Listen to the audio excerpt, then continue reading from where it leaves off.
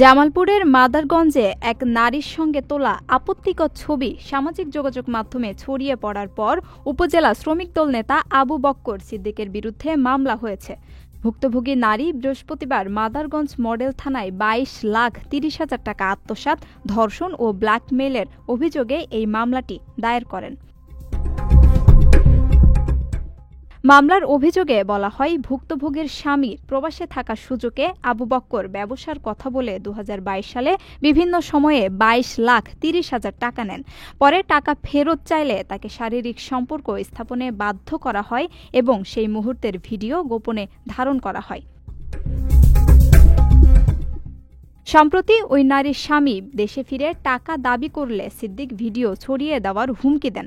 এর কিছুদিন পরই গত রোববার থেকে ছবিটি ফেসবুকে ভাইরাল হতে শুরু করে। অভিযুক্ত আবু বক্কর সিদ্দিক উপজেলা শ্রমিক দলের সিনিয়র সহসভাপতি ও পৌরসভার সাবেক কাউন্সিলর। এ বিষয়ে তার বক্তব্য জানতে মুঠোফোনে যোগাযোগ করা হলেও তা বন্ধ পাওয়া যায়। মাদারগঞ্জ মডেল থানার ওসি সাইফুল্লাহ সাইফ অভিযোগ পাওয়ার পর বিষয়টি নিশ্চিত করে জানান, তদন্ত সাপেক্ষে আইনি ব্যবস্থা নেওয়া হবে। আপনার স্বপ্নগুলো আকাশ ছুবে প্রবাসীর হেলিকপ্টারের মাধ্যমে। বিয়ে, জন্মদিন অথবা যে কোনো বিশেষ প্রয়োজনে হেলিকপ্টার ভাড়া করতে যোগাযোগ করুন স্ক্রিনে দেয়া নাম্বারে। প্রবাসীর হেলিকপ্টার, নিরাপদ ও সাশ্রয়ী বাহনের বিশ্বস্ত নাম।